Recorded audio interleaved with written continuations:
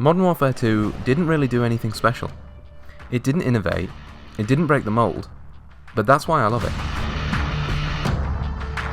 Hi, this is Discussing Games, and over the last few months I was fortunate enough to replay Modern Warfare 2 after I received a free copy of it with my PlayStation Plus subscription.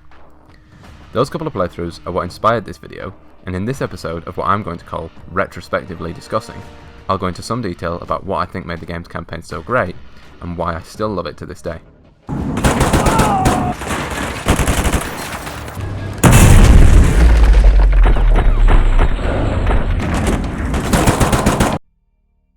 Modern Warfare 2 was originally released in 2009, the same year that Barack Obama was inaugurated as president for his first term, Modern Family aired its first episodes, and Michael Jackson died. Feel old yet?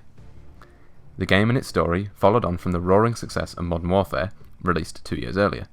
The sixth installment in the Call of Duty franchise, and definitely the one which sticks with me personally as very nostalgic due to the countless hours that my friends and I poured into the game.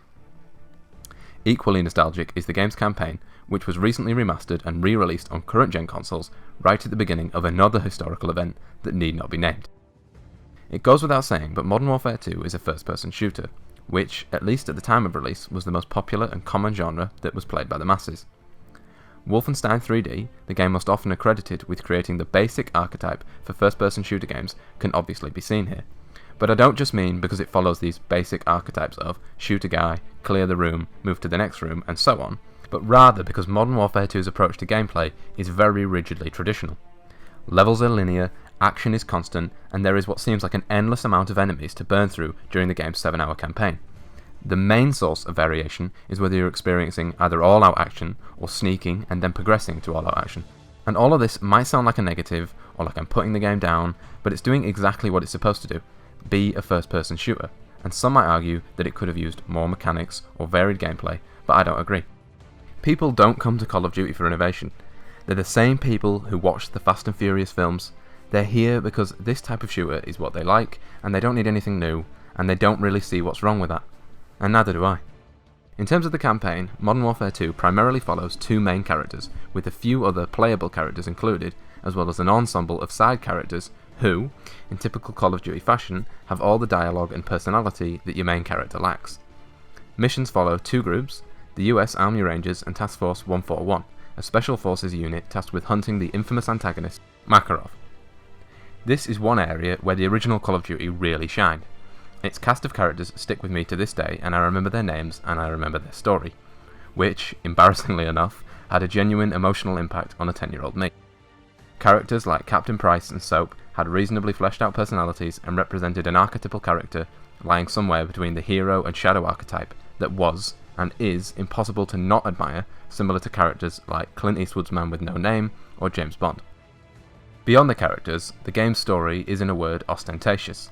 It's as cliched as they come, with characters repeating tired mantras as some kind of attempt at thematic storytelling, the most prominent example being, "History is written by the victors," a central idea that drives the story forward and is designed to be, toward the latter end of the story at least, Price and Soap's chief motivation for bringing down Shepard.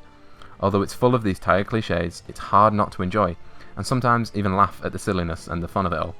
I even have in my head the image of the devs sat around the table talking about the most overused Murica-esque phrases and finding some way to implement them in the game. In fact, I'm probably right, considering how every time you die, John F. Kennedy or some other significant figure in American history will tell me some basically meaningless quote that doesn't relate to my situation in the slightest. Despite that, I still love the game, because unlike others such as The Last of Us Part 2, which tries to challenge our modern conceptions towards storytelling with unique and controversial approaches to narrative structure, Modern Warfare 2 sits in opposition to this. It's like a warm hug from a family member. It's familiar and it's comfortable. In fact, narrative structures are so uncontroversial that it gives the game, at least generally speaking, very comfortable pacing. An excellent example of this is the mission Cliffhanger. This level adopts a typical 3-part narrative structure of beginning, middle, and end. The level starts off by immediately engaging the player with a new mechanic, rock climbing.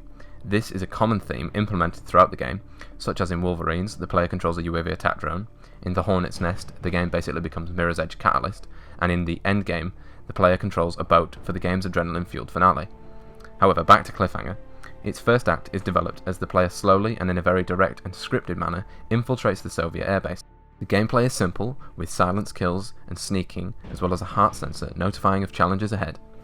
But all of this simply serves to build the tension which is finally released in the level's second act, the conflict. Now there is a tonal shift as the player is thrown to the action, fighting a plethora of enemies, scrambling to escape and survive, all serving to get your adrenaline pumping. You jump on a snow ski, and an excellent bit of symbolism as the level comes to an end, you jump over a ravine to safety, and all that tension is, like the player from the ground, lifted. Levels like this in Modern Warfare 2 are obviously safe, tried and tested methods of storytelling, but when the production quality is this good, you can't help but sit forward and then back and enjoy the show. Even as an overarching plot, there's a satisfying beginning, middle and end.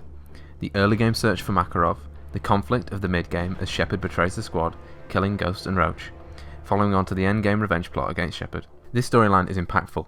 You spend hours developing a relationship with these characters, only for some warmongering psycho general to come along and dispassionately murder you now you've served your purpose. You hate Shepard and you want justice. In terms of this kind of plotline, the game really nails it.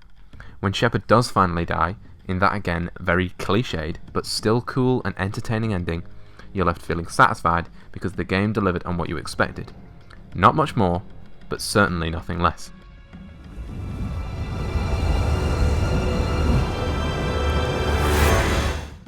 Strangely unlike this is the story of the Army Ranger missions.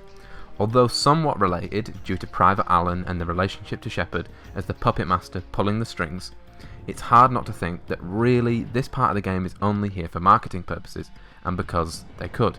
I think that this theory is supported by the fact that the story takes place in the heart of America, Washington DC. Levels take place at iconic locations such as the White House's West Wing, the Capitol building, and even the President's bunker. Yes, it is all very impressive, but it isn't really related to Makarov, or Shepard, or the story at large, and I think they probably only included it because they felt that their fanbase was split in half, with some wanting that tight, James Bond-esque experience, whereas others wanted the grueling, intense action set pieces that leave you exhausted but enthralled, as was par for the course in the earlier Call of Duty games. And I don't think that this decision was necessarily a bad one, nor did it do any significant harm to the game, other than for me, it hurt the pacing every now and again, and I just think that the game might have benefited from two different campaigns as opposed to one slightly disjointed one. Despite that, the addition of these types of levels contribute to making Modern Warfare 2 play like a blockbuster movie.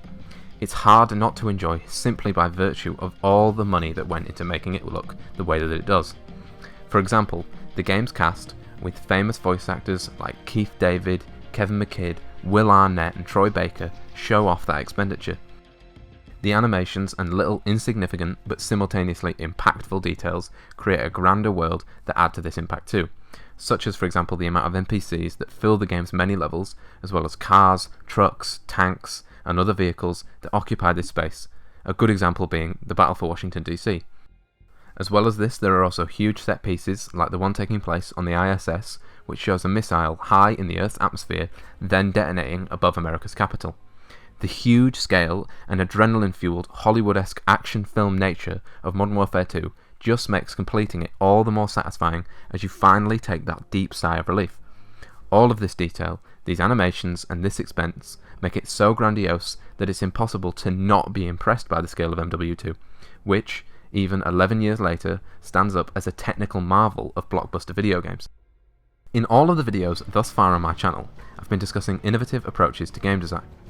Modern Warfare 2 isn't and wasn't innovative, but with the benefit of retrospect, where so many games are trying to challenge the norm, create something unique, for which I do commend them, it's still nice to return to Modern Warfare 2 and appreciate its familiar approach. Wait, Crash, no! We have a Muslim missile launch! Missile in the air! Missile in the air! Code black! Code black! The game doesn't break the mold. It doesn't push boundaries, but occasionally that's fine. And really, that's why I love it. Thank you very much for watching my first episode of my latest series, Retrospectively Discussing. If you enjoyed this video and want to see more like it, then please feel free to comment below and subscribe to let me know. Uploads are likely to be a little bit less regular for the foreseeable future, as I'm just about to start a new job. However, I do have plans to make a video about Hyperlight Drifter, as well as Ghost of Tsushima's approach to exploration. Let me know if that's something you're interested in. Other than that, I'd like to take this opportunity to thank my patrons, whose constant support genuinely means a lot to me. So, until next time, thanks again for watching, and see you later.